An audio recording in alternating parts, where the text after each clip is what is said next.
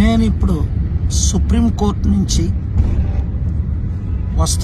వస్తుండగా ప్రవీణ్ పగడాల అనే పాస్టర్ గారిని విజయవాడ నుంచి వెళ్తుండగా రాజమండ్రి ఆ దారిలో ఈరోజు ఉదయం 3:30 గంటలకు చంపేసి యాక్సిడెంట్గా చిత్రీకరిస్తున్నారని కొంతమంది దైవజనులు నాకు వీడియోలు పంపించి రిక్వెస్ట్ చేశారు. ఇది ఇమీడియట్గా ఇన్వెస్టిగేట్ చేయమని.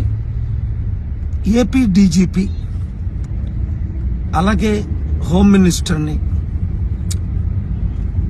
అక్కడ ఉన్న సూపరింటెండెంట్ ఆఫ్ పోలీస్, డిఎస్పీ, సిఐఎస్ఐల్ని నేను రిక్వెస్ట్ చేస్తున్నాను, డిమాండ్ చేస్తున్నాను.